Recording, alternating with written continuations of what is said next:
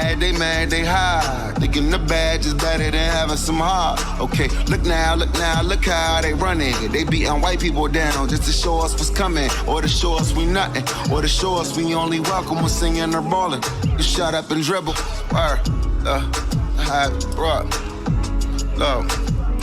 Hey everybody, I'm Carrie Champion. Welcome to We the People. So today we are having a very candid conversation with athletes and artists who want to make sure that you use your voice to vote. Voting is your voice. So we have so many different issues that have happened in this country. It's really, truly unprecedented time. So I'm looking forward to these conversations. I think you'll be educated as well as entertained, but most importantly informed. We have morethanavote.org, whenweallvote.org, and fairfight.com. Those resources are imperative as we try to change our future.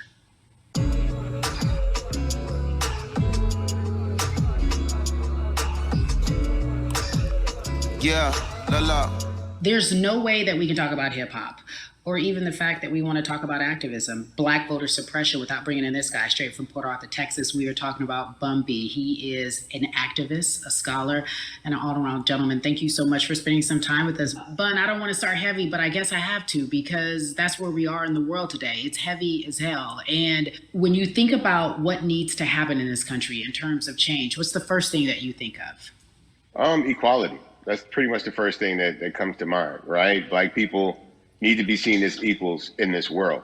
You know, we had to fight just to be recognized as a full citizen in this country and not 3/5. The world is now seeing what we've known for so long in the culture and in the community. The one way that we can fight is obviously voting. Talk to me about what voting means to you. I hear people all the time talking about one vote doesn't matter and that voting doesn't make a difference. If that's true, why do they work so hard to suppress the Black vote? Because they understand the power of the vote. And so it's time that Black people collectively also understand the power of their vote. And not just on a national level, because a lot of times we only have this conversation every 4 years. People need to be very much involved in their local politics. They need to understand who their elected officials are, where they stand on issues that affect you. And you need to use your vote to either support the ones that care about you and your condition, or to elect people who do. A newer initiative that we're dealing with is educating felons, right? So in the state of Texas, if you're a felon, right, if you've been to jail or to prison, but you're no longer on probation or parole, you have the right to register to vote. Another thing that was just brought to my attention, there's an initiative called Orange, which is happening not just in Houston, but all over the country. If you're in jail currently during pretrial, but you have not been convicted, like you're still in jail waiting for your day in court, you are still eligible to vote. And you said something so key. They work so hard to hope that we stay uninformed, but more importantly, to suppress the Black vote. If you could do one thing with this message that we're trying to send today about how important voting is, what type of images would you like our people to understand and see when they go to these polls and vote, or when they cast their ballots? I think the images that we've all seen, you know what I'm saying, for decades in this country, if not centuries in this country, we've seen Black people oppressed, we've seen Black people attacked. So every time you look back and you see those old black and white images of people of color being attacked by dogs and people of color being sprayed with hoses, that's what they were fighting for. Back then, they were just fighting for a chance to vote. People like Martin Luther King Jr., people like Malcolm X, these people died to help us be in a position to have the power that we have now, which is to be able to cast a vote and make a decision about the people that have controls over our lives. So, I mean, if you in your own community need a reason to vote, look at a person like George Floyd. If the people in your city are not open to police reform, are not open to having a conversation about defunding the police, are not open to issues concerning economic equality, judicial equality, and racial equality, right? If they're scared to say Black Lives Matter, you have the power to put people in those positions who do believe that Black Lives Matter, who do believe in racial equality, economic equality, judicial equality, right? Who see us as human beings. And if the people in your community don't feel that way, vote them out. It's that simple. It's just vote them out. We don't have enough time to sit around and hope that people change their minds. Yeah, Bumpy, you point out something so important. We have the power. And that is in our vote, and that is with our voice, and that's how we use our voice. I think of where we are right now. People say this is a particular moment, but it is a movement, not just a moment, it is a movement. Why, in your opinion, was it George Floyd's death? Why was that the chosen brutality for people to say, oh my God, Black people are still oppressed in this country, and it is not fair? I think it's twofold, Carrie, and so many different encounters between people of color and the police, there simply is no proof of what happened in the interaction. And so what happens is in a court of law, it tends to lean towards the policeman's point of view, right? In this case, we saw very clearly what happened. I think the other thing is due to the fact that everyone was at home, basically, during this time period in relation to the coronavirus, you couldn't avoid it, right? It was on every television station. It was on every social media platform. Everywhere you turn, you were constantly hit upside the head with this message. You see in the interaction that this man did nothing to deserve what happened. That's right. I think that's so well said, because if you think about it, in the grand scheme of things, it wasn't worth it, and he didn't have to lose his life. I think that you touched on something that a lot of people talk about, and that is now defunding the police. That has been such a huge conversation, but there's so many misconceptions around defunding and dismantling. If you will, educate the audience. All right. So most people, when they hear the term defund the police, they tend to think of, oh, they're going to take away our police department. Nothing could be further from the point.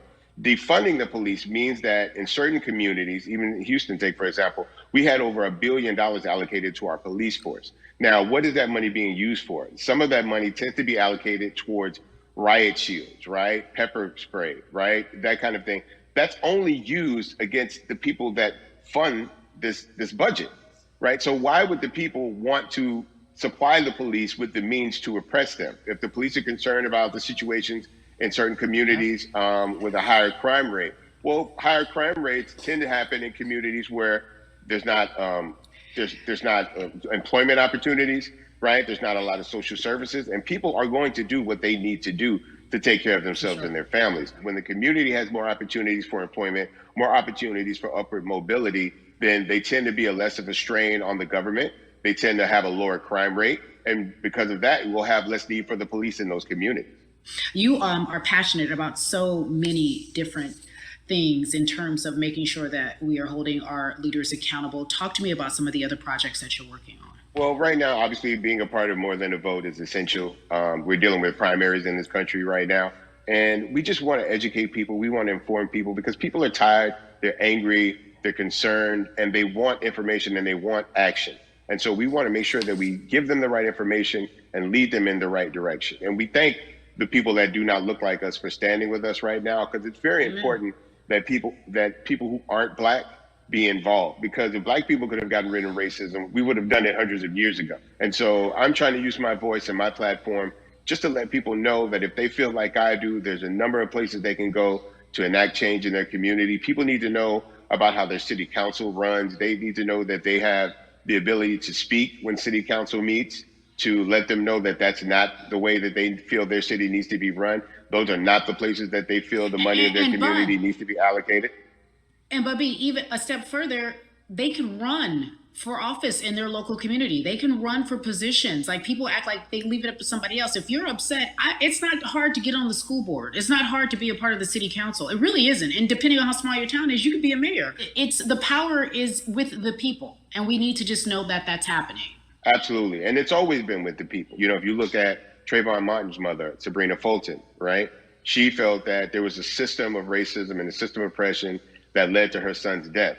And so what did she do? She ran for city council and she was elected to city council. Our own former president, 44, Barack Obama, right? Started in the community as an activist, ran for an elected position, became senator, ran for another elected position and became president of the United States. So don't think that you can't make a difference. You know what I'm saying? You don't need a lot of money. You don't need a lot of power. Your voice is enough to make a difference. Amen. I feel like I need to go out and run for something. You gave me a rousing speech there, sir. I'd be remiss if I didn't ask you this. When I talk to my brothers, I have to ask you, as a Black man, how are you doing? Are you okay? I'm good. I have a very strong relationship with God, so prayer definitely works for me. I have children and grandchildren who are watching me, who are encouraged by what I do, and they're proud of me right now, you know, and that's really what matters, you know. The change starts at home. You know, so as long as you have a support system that believes in what you're doing and supports you in what you're doing, you have everything you need to go out there and fight the good fight. And for those that don't, there's a community of people here to help you. So you can go to places like morethanavote.org. There are many different places that will encourage you, inform you, and they will put you with groups of people that feel like you, that are ready to take action. So no one has to go about this alone if they want to do it. Yeah, we're stronger together. People have been saying it, but that has much more meaning now that we are in our movement, not just this moment.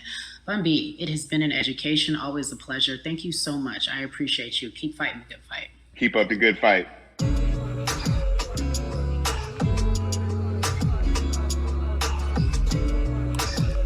Yeah, la. So our next guest, I have to admit, I'm a fan, but there are so many different people that we could talk to, and I thought it was so imperative that we speak with her. You know her as Molly on the huge, successful show Insecure, HBO's Insecure. She also has a comedy special highlighting her Nigerian roots, and she's an amazing podcaster. Let's welcome in Yvonne Orji, everyone. You have such a beautiful way of making things funny, giving us our medicine with some candy, right? The humor and the healing. You bring all of that to your space. And right now, as you look across this country and how everyone is so broken and so upset, if it's not social injustice, it's the pandemic, it's depression, it's unemployment, the list goes on and on. How are you doing, quite frankly? You know, I'm rediscovering self in a way that is hard, but necessary, that will lead to ultimate joy. I know it sounds like a lot, but no, I think I personally think that God put all of us on a global timeout. Like we just, you know, America hasn't done as good as other people when it comes to timeouts because everyone else is out playing at recess, and we're still in the principal's office hoping and wishing we can come out. But I think that if we settle into the timeout and really learn the lesson that we're supposed to learn from this season, I think we'll emerge better. We'll learn how to play well with others in more ways than one. And so personally for me, I'm taking this time to learn me in a new way. I feel like I'm being ushered into a new season, and I'm getting still, because sometimes the busy confounds the work that we're supposed to actually be doing. You know, we're busy doing other stuff, but we got work that we need to do on the inside. And I'm leaning into it. I'm like, dang, I thought I was gonna be able to rest like everybody else. And God's like, nah, we got work to do. You know what? And I think that's what everybody is saying about 2020. It's demanding that we be better. And you said it's a global timeout. What do you mean by that? Yeah, it's like everyone sit down, be humble, to quote the great prophet Kendrick Lamar. But like, no, seriously, sit down and let's reevaluate some things. Let us unearth and shake up the things that we have been trying to hide within ourselves, within our nation. I think America is going through an unraveling right now, a much needed, a much necessary one. And I think all eyes on us, right? There is no, oh, I was on the subway for an hour, so I didn't miss that thing that happened. No, everybody was home. Everybody, you know, was watching when George Floyd died, and everybody, no one could hide it. Everyone was watching when Amy Cooper called the cops. Like, this is a time where it's like, oh, we can't pretend it away. We can't excuse it away. No. It's a global timeout. Sit down, watch, and let's learn. And globally, it's like, hey, we were going business as usual, but it ain't usual no more. Like that's old. Anytime change occurs, it's very uncomfortable. And so right now we're sitting with we're getting comfortable with the uncomfortable. The minorities, we've been comfortable with being uncomfortable, because that to me explains just the existence for whatever we want to do, how we break into our careers, how we live our lives, how we find ourselves one of the few or one of the first. And that's a lonely road. When you look at, and when you talk about this global timeout, everybody had to pay attention to Amy Cooper. Everyone had to pay attention to George Floyd. How is that helping us as a people, as a country during our global timeout? I think, well, one, we're not minorities, Carrie. You already know it. It's like these labels that they put on us. It's like the same way of saying like black on black violence. Also, there's no white on white violence. It's branding. Yeah, right. It's all branding. Yeah, you're right. It's like white people kill white people every single day. So no, there is no black on black violence. And if you say black on black violence, well, then let's brand white on white violence. Like, I watch Investigation Discovery. Ain't too many of us being featured. So, you know, I just even like, but to answer your question, what does that do? I think what everyone expected is what has happened in the past when the world was still open, right? In that, okay, you had everyone from Trayvon Martin to Castillo to Sandra Bland, you had all of these lives lost, and Black people made some noise. You know, we rioted, we got out in the streets, we started the Black Lives Matter movement, all of those things. And then white people kind of just like, oh, let's give them something. And then it's just like, is it over? It's like Oscars so black. Okay, good. We gave some Oscars. Are we good now? Like, are we even? Mm-hmm. You know, and it's now it's just like, oh no. This is not about like a Band-Aid. It's like, yo, we might have to amputate the leg a little bit, but it's all right because by amputating the leg, we're gonna save the body. Yeah. And so I think that's what's happening now. Like, America is realizing, like, oh, Black people aren't just making a little bit of noise. Like, the protests are still out. The conversations are still being had. The change is still being demanded. And I think they're seeing, oh, this is not going no way. And no, it's not, because we need systematic change. What a beautiful way to explore what is happening and describe our country. We might have to amputate the leg, but that's to save the body. That's what's happening right now. That's beautiful, Yvonne. And to that end, I have to ask you this, because the way that we do that, we use our voice. And our voice right now in this world, in this country, is our vote. And everyone talks about voting and how important it is, but I feel like more than ever, we understand that it's not just about voting every 4 years for the man in office. It's about your local elections. It's about the mayor. It is about the district attorney, the people who have the power to bring charges against police if police brutality is an issue in your community. If you care about your school district, you can run for the school board. I ask this of you, right? Your parents are from Nigeria. You are Nigerian. You talk about that very lovingly. What does voting mean for you? You know, I think voting is power. I remember, you know, I became a naturalized citizen back in the 90s when, because I was still a minor, my mom naturalized, and so we were able to do it under her.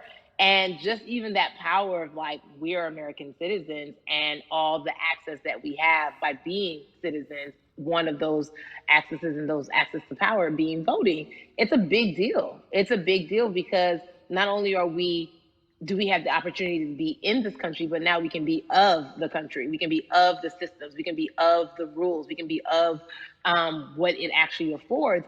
But I think going back to your earlier comment about just the setup of systems, I think we are done a disservice, either it's schools or whatever it is, and I'm not putting teachers on blast. I think teachers do a phenomenal job, but for some reason, we do not, and give them all the raises. I know too many parents who are like, this child of mine, I do love them, but hey, where can I drop them off? And I do think that there is a disservice done because, again, when we talk about voting, to your point, we talk about every 4 years. It's important to vote for the presidency. We don't realize, like, oh, snap, we actually can vote about, like, how much our libraries get. It's like small things like that, but they make a big difference. When you think of voter suppression in this country, what does it look like for you? It's the systems. When we talk about voter suppression, we also talk about systematic racism, right? It's all the systems that set up. And we've normalized, okay, maybe your job will give you a half day, or maybe, you know, you'll be able to get this luxury. It shouldn't be a luxury. It should be built into the system. It should be built into the fabric of how we vote. But maybe you'll be able to get this luxury in order to enable you to go vote. Think about everything disenfranchised, marginalized Black person has to endure in a day. So in a day, you need to get to work. If something happens to your car, if something happens to your childcare, if something happens to, there's so many factors along the way that can send you into a tailspin as an American. And then you add on as a person of color. If you're just trying to get to vote and you already have to go through all of these hurdles and hoops in your everyday life, imagine the one day when your voice really is supposed to matter the most in this country. But then you also see all the times that you tried to have your voice matter, and then it's been shut down, repressed, told it doesn't matter. And then you're kind of like, what's the point? How do we keep hope though? If I'm watching this right now, how do we as a people stay hopeful? How do we believe in the promise that these quote unquote forefathers have given us? Because have you met Black people? By default, like hope is infused in our DNA. Like you know what I'm saying? Like if we haven't been broken now through, be it through slavery, through capitalism, give it to me, colonization, through segregation, through I mean, listen, the history of Black people in this country is at one point we were 3/5 the people. Mm-hmm. That was a written law. And look at us now. We are whole. We are Black girl magic. We are Black boy joy. We are, you know what I'm saying? What I think about in terms of giving us hope, right? We're making a lot of people nervous right now, Carrie. We're making a lot of people nervous right now because they're like, dang, we put all these obstacles in their way and these jokers are resilient. But that should give us hope. That should give us hope that like, we can't stop, won't stop. I mean, I went to the school of Diddy, you know what I'm saying? Hashtag, Harlem shaking it right now. Can't stop, won't stop. And I think that's our motto. We can't stop voting and we won't stop voting. We can't stop marching and we won't stop marching. We can't stop thriving and we won't stop thriving. To that end, because you led me directly there, I've been asking everyone who's appeared on this platform, what does activism look like? And I feel like back in the day, we had an idea. Yes, it is marching. Yes, it is protesting. Yes, it is speaking out against things that we feel are not right or unjust. But talk to me about what activism looks like for Yvonne Orji. Listen, activism, I think the beauty of activism is that it has many faces, right? You're going to have the people on the front lines. Like, you know what?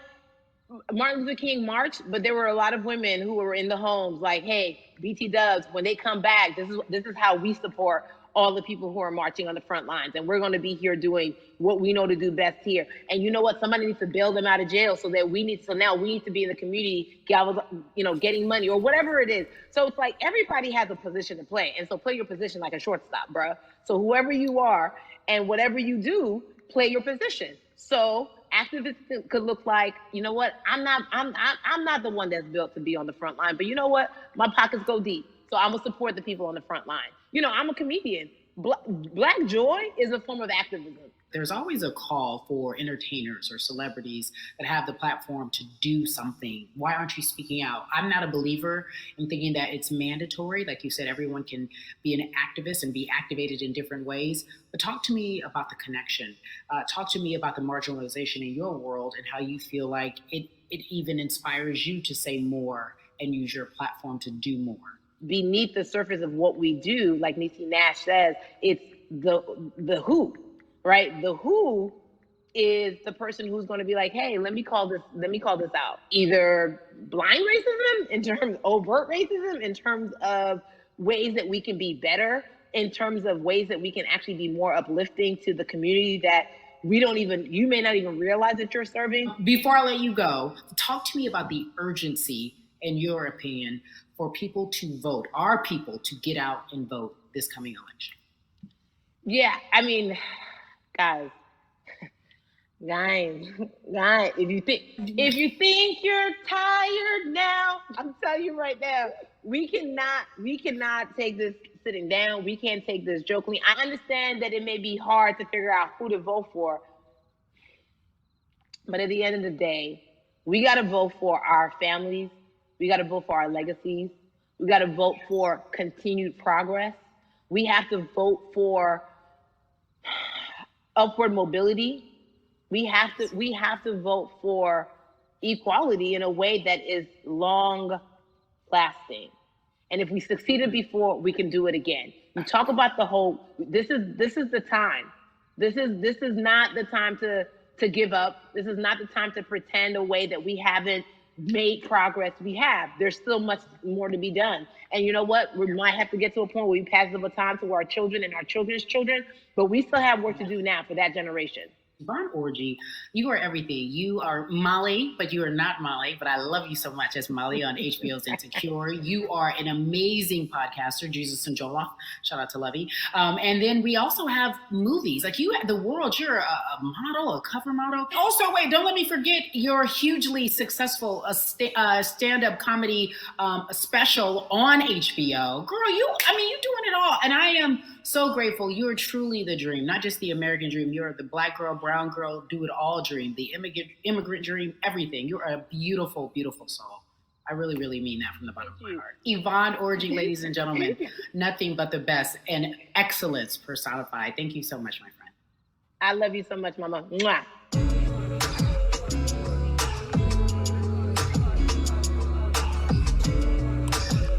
Yeah, la. So Atlanta has been one of the hotbeds in terms of political unrest and social injustice. We've seen so much happen in that city, and we've also seen so much come from that city, including one of our very own founding fathers of the civil rights movement, and that's Martin Luther King Jr. But right now, we want to welcome in someone who has used his platform to talk about voting, to talk about racial injustice, and how he's trying to help. Atlanta's very own Russ joins us now on We the People.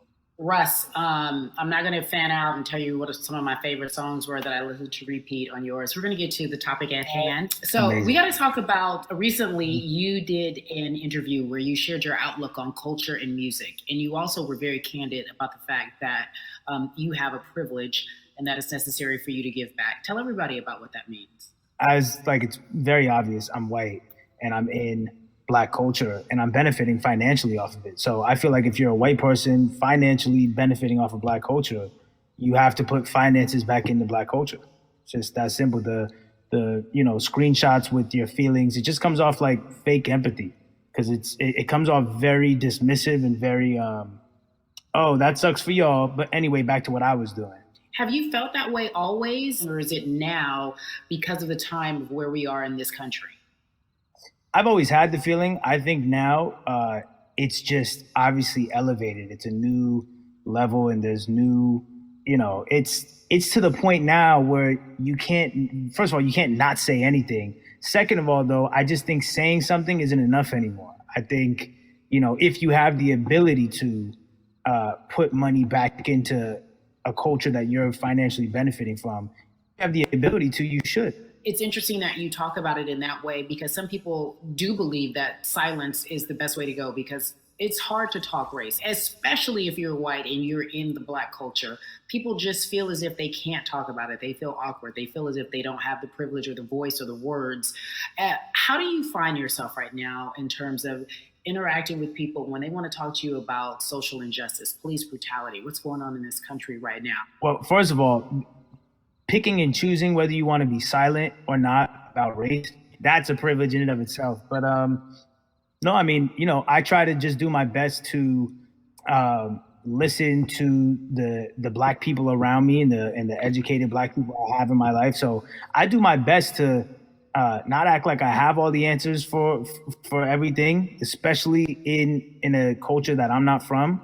But that's why when we decided to raise the money for Black Lives Matter organizations, when we raised $500,000, we got on the phone with some of the women who started Black Lives Matter. I got on the phone with Tamika Mallory. I was on the phone with Karen Civil and talking with my friends to make sure the money went to the correct places, and people who really need it. It's just about listening. That's all. It's about listening. Let's talk about that for a moment because the way I think of activism, for me, it looks very differently. It's not necessarily just protesting on the front lines. I think that's great. But what about being an activist in the way in which you have decided to be one? What inspired you? What did it look like? You said you raised money for Black Lives Matter. What did you do? Mm-hmm. Walk us through everything that you did and how you find yourself in this moment right now. So for me, it was 3 years ago, I had a string of festivals. And I decided that I was going to wear T-shirts with a message on them because I figured what better time to use a platform than in front of, a bunch of people. So one of the T-shirts I wore was, if you want to change the system, speak up, white silence is pro-racism, the whole thing. And it didn't really it kind of got swept under the rug back then. But, when all this stuff started happening again, and it's been happening, the police brutality against innocent Black people. I was like, man, I'm not the biggest artist in the world, and I certainly don't have the most white fans in the world, but I got a good amount of people that I can definitely mobilize and turn into some money. And I know they're down for the cause because it's merch, it's a good thing. And I've always been outspoken anyway, you know? And so how am I going to be in Black culture and not be outspoken about racism? And then I got to ask you this, because you grew up in Atlanta, so that gives you a heads up, depending for so many people, because you're in the crux of that beautiful Black city where there are so many wonderful Black leaders, home of so much great music and things that speak to our culture right now. And we are really, really getting our word out, especially with this platform today, and saying that we must use our voice to vote.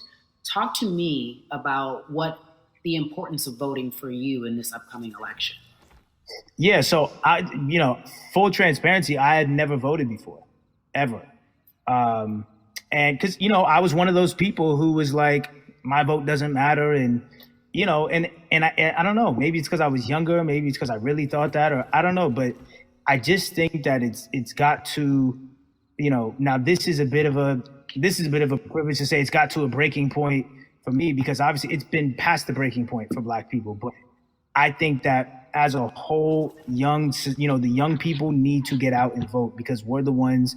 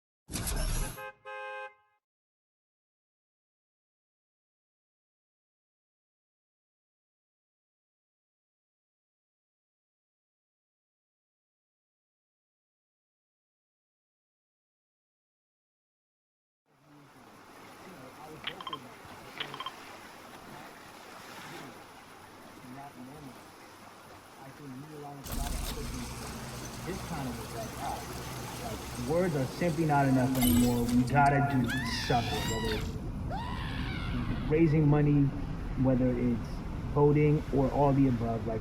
We gotta do something, and I'm ashamed that it took that for me to be like, I need to raise money and I need to vote. It's a shame. And I don't know, I guess it snapped a bunch of people out of it, and even if you were vocal and whatnot, it's time to actually put your money where your mouth is. It's time to go vote. It's time to just stop talking about it and be about it, and it's been time for that. But like I said, I'm ashamed that it took me this long to actually really, really be about it, but I'm here now. So Russ, we all know that this is going to be your first time voting. Tell me what that experience is going to be like for you in terms of what you're excited about. I think you know what it's going to do for me? It's going to let me know that I'm contributing to something bigger than myself, and I'm actually putting my money where my mouth is, and I'm being about it. Because, for so long, and I know I'm not alone with this, but, standing on the outside and just screaming about this and that, and this should change, and it's like, all right, but did you vote? And so I know it's going to feel good to know that I played a small role, and that's the problem. I think the mentality of like, my vote doesn't matter needs to be changed to, my vote, albeit small, does matter. It's a role I'm playing, and if I play my part and you play your part and he and she plays their part, then we make a difference. But it'll feel, I have a feeling it's gonna feel very, very bigger than me. I think when you realize that giving actually feels better than receiving, that's when you start wanting to do your part and contribute. So voting is an easy way to give, Yeah. To whom much is given, much is required, and you have been given a huge platform, and we are so grateful for you, Russ. Philanthropist, artist, community activist, first-time voter. We appreciate you for doing this, okay? Thank you. I appreciate y'all.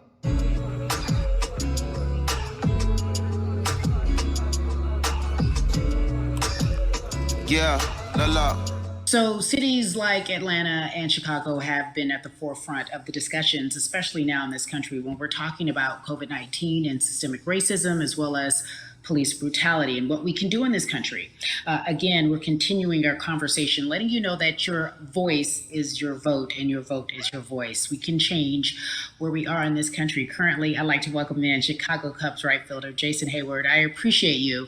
I brought in Atlanta and Chicago because I know you grew up in the metropolitan area of Atlanta, more specifically McDonough, let's be technical. And you have been very vocal throughout this entire time in terms of what our country's been experiencing. Let's look at the past month and a half, if you will. What has been the hardest thing for you to deal with? The hardest thing for me to deal with, Carrie, this last month has just been going from the virus shutting everything down to us being called to action. We've had multiple police brutality situations. We've had people protesting, wanting to get the message out. But I really realized that I need to be a part of the positive message and make sure that doesn't get lost in all the chaos going on, for people to actually hear from a reasonable, respectable person who cares about everyone involved. A reasonable, respectable person who cares about everyone involved, which leads us to More Than a Vote.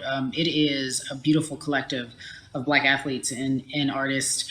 You are a part of that. Talk to me about why that's important for you right now on this, be a part of that collective. To me personally, it's important to be a part of that because I've somewhat used baseball and my craft as an excuse to not get more involved in voting. But I can't any longer use baseball and work as an excuse not to get educated, and not also to show people, like, at any moment in time, any walk of life, we can make a difference. So tell me in your words, what does activism look like for you? In my words, it looks like LeBron James, the biggest athlete right now on the planet, speaking up and breaking the ice for everyone. But I think for the first time, people see and hear from us. So now we have white teammates, we have other people speaking up and realizing, okay, like, this is how we go about doing this. And to me right now, social media, athletes speaking up, entertainers speaking up, like we're trying to do with More Than a Vote. You said something I thought was so key, because covering sports for so long, I know that it's tough for Black players specifically in Major League Baseball to talk about how they feel. Adam Jones did it in a very eloquent way early on, but there are very few that are vocal. You said you all were afraid. Why use that word, and why were you afraid? You was afraid because in 2019, there were 68 of us total. And there are 38 teams. There's 25-man roster on each team. There's a 40-man roster, which is on each team as well. And there aren't many of us, so we're outnumbered in that sense, but not always in a negative way when it comes to our teammates and our clubhouses. But to get to this point, you have to move a certain way. You got to be careful what you say. You can't ruffle feathers. You can't come off in any way, much like other Black entertainers, much like yourself, probably having to live through life every day. But to get to the highest level, you got to button up. You got to be seen and not heard. So baseball is, like I said, it was time for us to try and speak up and make a difference and show it's okay to do so, because we can't be quiet any longer. That is a button up, be quiet, be seen but not heard. That is an expression that a lot of Black folks can relate to in whatever aspect of professionalism that they experience, especially if they don't work for themselves. They just feel that. That is also a socialization that we have as Black folks, well, especially, like you said, if you want to get to the higher level. And for so long, I felt it bubbling right underneath the surface that so many of us who were in whatever positions we were, who had platforms, were tired of pretending and looking the other way and spending so much time making others comfortable while we were uncomfortable. Do you feel that this is the type of movement that is sustainable, or is it just for a time?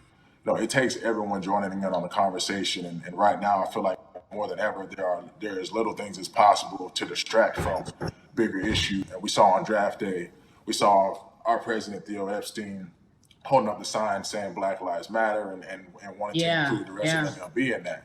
But now we're having those conversations as well. So I definitely think this is sustainable, and it's not always just going to be the popular thing to do. This is something that people want to get right because they know we care.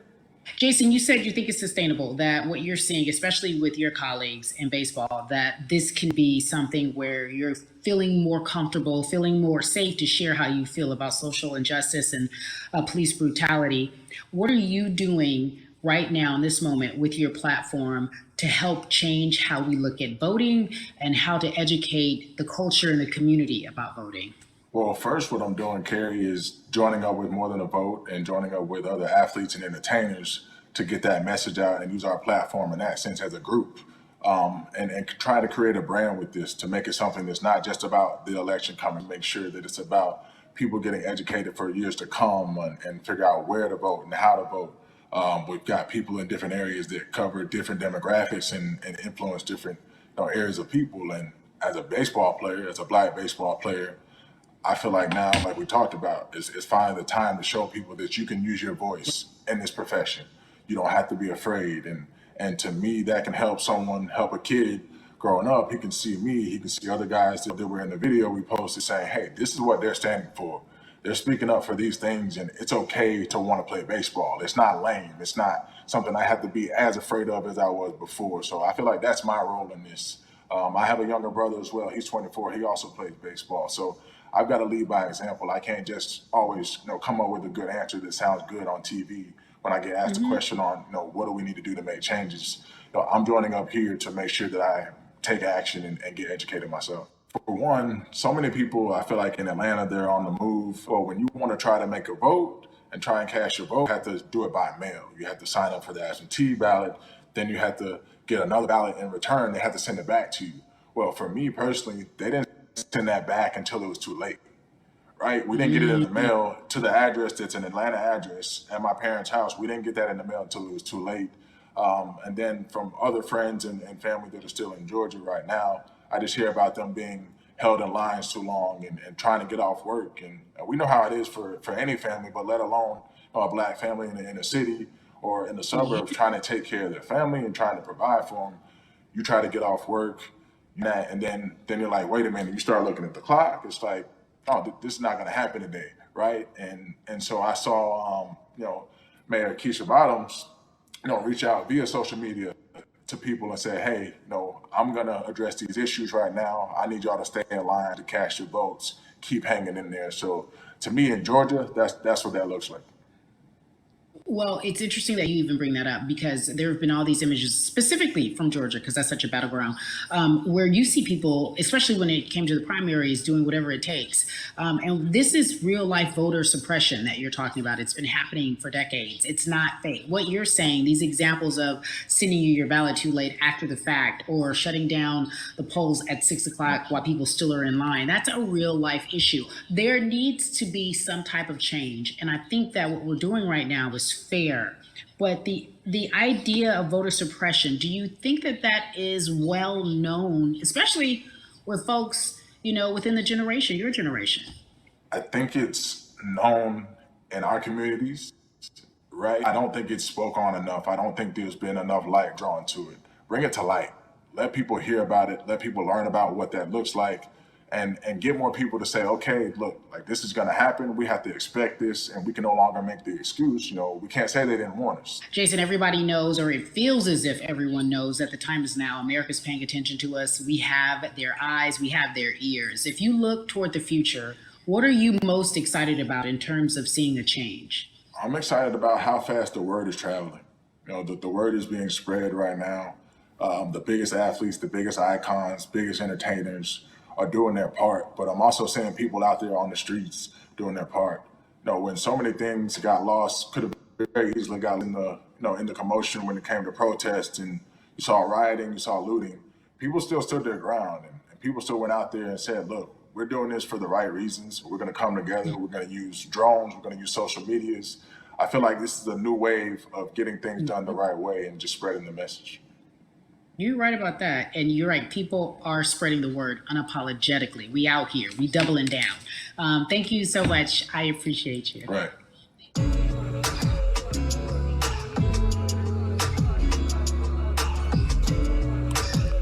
Yeah, la. Hey, everybody. I am so excited to welcome a friend, a brother, family member, if you will, former colleague, NBA great, sports analyst, philanthropist. He does it all. And he's here to give us his time and his platform to talk about something that is so important, that is voting. Everybody, welcome Jalen Rose to We the People.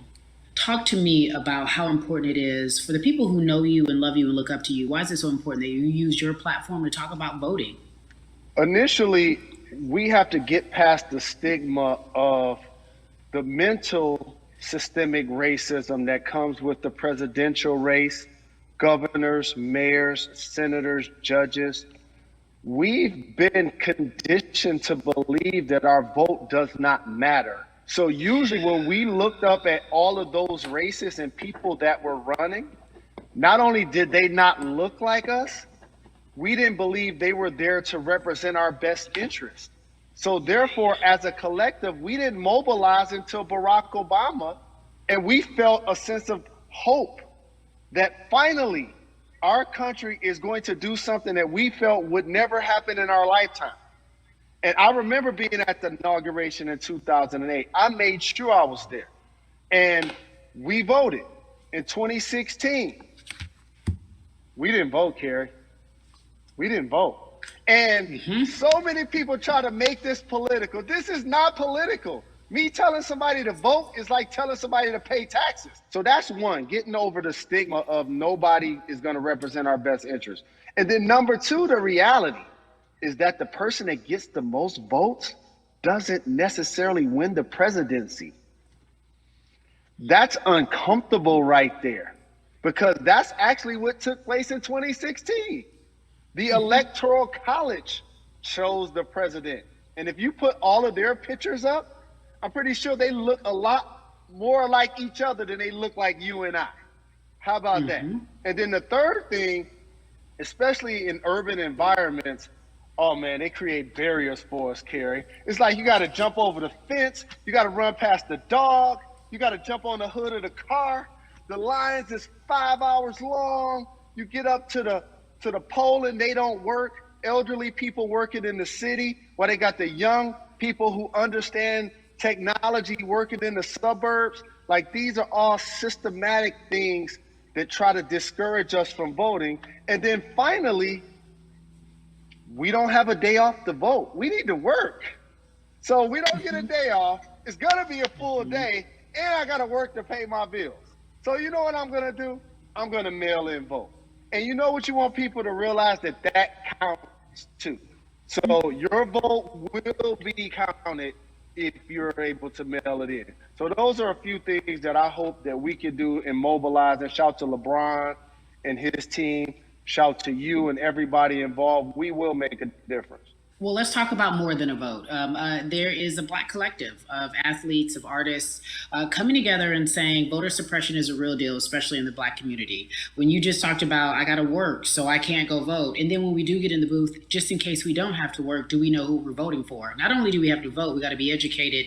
And it's not always even about the man who's in office or the woman who's in office for president. It's about your local elections. It's about the people who are your DAs, your state DAs, like the people who actually make change in your community, who will change police brutality, who will make sure that your community is taken care of, who will defund police and hope that they can help you in stopping police brutality. So talk to me about why you decided to be a part of More Than a Vote and what it actually means. Well, it means a lot to be involved with such an impressive collective, as you mentioned. And I said this multiple times, and I know it can be uncomfortable when I say it, but a lot of times we have to get to the root of the issue before we find a solution. And the quote was, I wish America loved Black people as much as it loves Black culture. And this collective, by the way, represents in a lot of ways what's encouraging, but also sometimes disappointing about our role as Black people in America. Because we were brought here as labor and to entertain. And we use those vehicles to get paid and move to the suburbs and be the idols of white kids. And so now that we have this collective, I would say Sports and entertainment represent the most powerful group of black men in the United States. I'm talking about money, power, celebrity, the ability to mobilize, community involvement, their leadership, their intellect. And so to have all of us pull it in the same direction at the same time for anything that we're passionate about is going to be a difference maker, but it's definitely going to be a difference maker in the 2020 vote, because we're going to make sure we inform everybody that they can let their voice be heard, and failure is not an option. Jalen, what does voter suppression look like to you? A perfect example took place recently, Carrie, in Kentucky.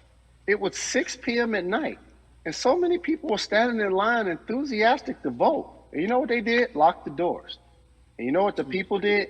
They continued to bang on the doors, continued to bang on the windows. They continued to let it be known they were not going to leave the premises until they got a chance to vote. And you know what ended up happening? They opened those doors and allowed those people to vote. So do not be discouraged. These barriers show you that it matters, and we're here to help you break through them. The same thing with our platforms and voices, Carrie, because you know what's going to happen. At some point, Breonna Taylor is not going to be trending anymore. People are not going to be protesting anymore. But it's still up to us to keep making sure that our voices get heard, and this is one way to do so.